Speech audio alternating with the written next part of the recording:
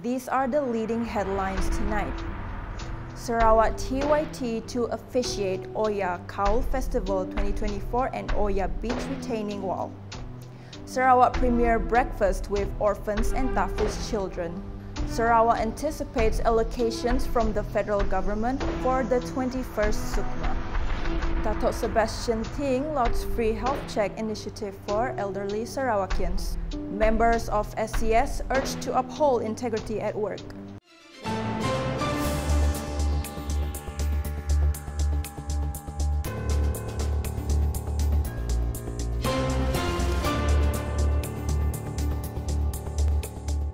Good evening. The iconic Oakal Festival 2024 is set to return on the 19th to 21st April this year. Sarawak Minister for Women, Early Childhood and Community Well-being Development, Dato' Sri Fatimah Abdullah, said the festival will be graced by His Excellency, the Yang di-Pertuan Negeri of Sarawak, Tun Pehin Sri Dr. Wan Junaidi Tuanku Jaafar. According to her, the Governor of Sarawak is also scheduled to inaugurate the beach retaining wall at the Oakal site. Ini merupakan satu aktiviti yang sangat besar maknanya kepada kami sebab pada Pesta Kaul itu juga nanti Tuan Yang Terutama Tun akan dijemput untuk merasmi benteng hakisan pantai di tapak Kaul Oyak. Benteng hakisan pantai ini telah diluluskan oleh Tuan Yang Terutama Tun semasa beliau menjadi Menteri Environment Alam Sekitar dahulu, Federal Minister. Dan beliau telah meluluskan projek ini dan juga satu lagi projek di Pekan Sabtu. She said this when met after paying a courtesy call on Tun Pehin Sri Dr. Wan Junaidi at the Astana Negeri Sarawak in Kuching on Tuesday. The Dalat Assemblywoman added, the people of her constituency will always remember and appreciate the contributions of Tun Pehin Sri Dr. Wan Junaidi in ensuring the completion of the beach retaining wall project. Later, the Sarawak TYT received a courtesy call by a delegation of the Inland Revenue Board Sarawak, led by its director, Vijayan Nagalingam.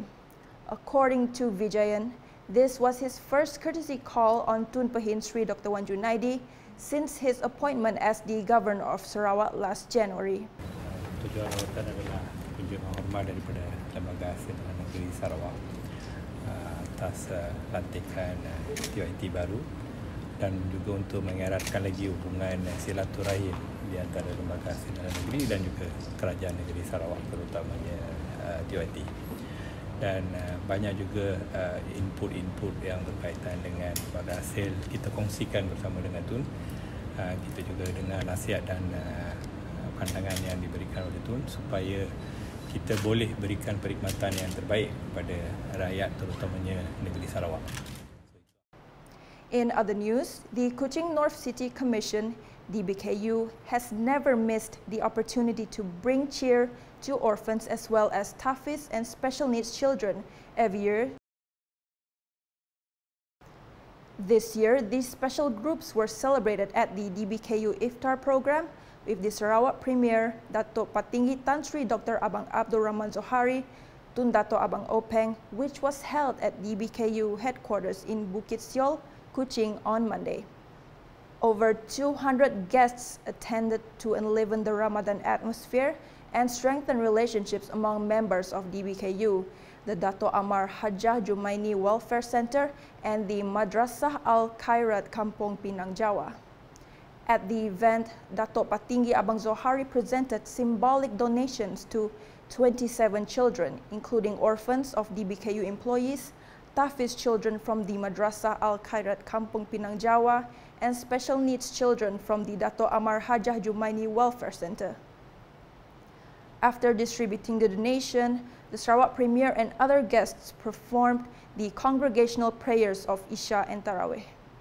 Sarawak is anticipating allocations from the federal government for the organizing of the 21st Malaysia Games, Sukma, this August. In view of it being a national event, Sarawak Minister for Youth, Sports and Entrepreneur Development, Datuk Sri Abdul Karim Rahman Hamzah, said the federal government must provide assistance to the state.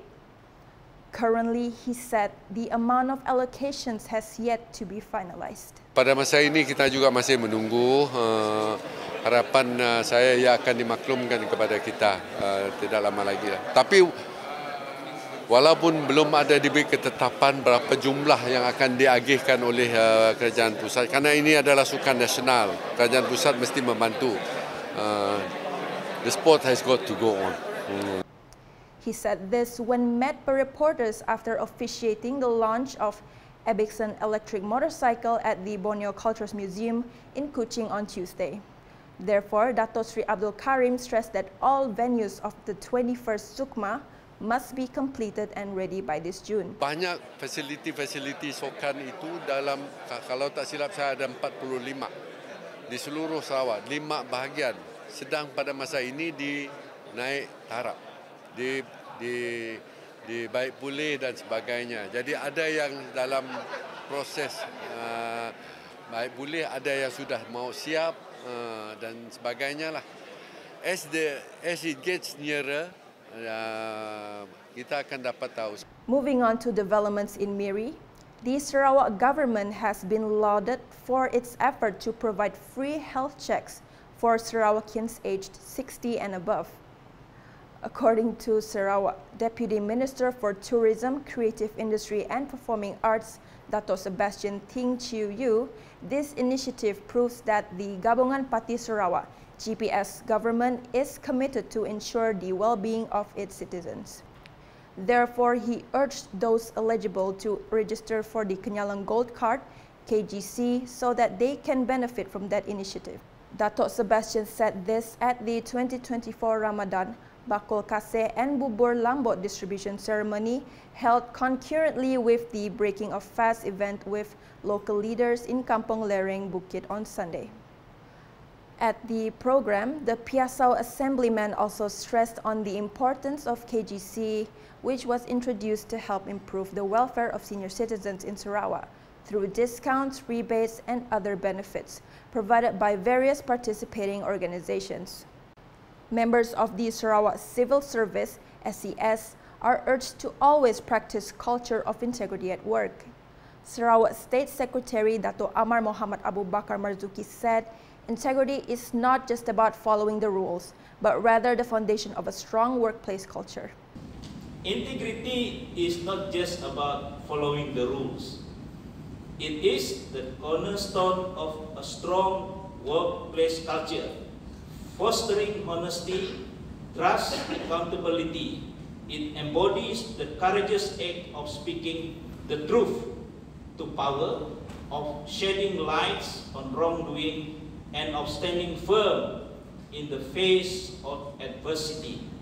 It is a testament to the unwavering commitment of civil servant.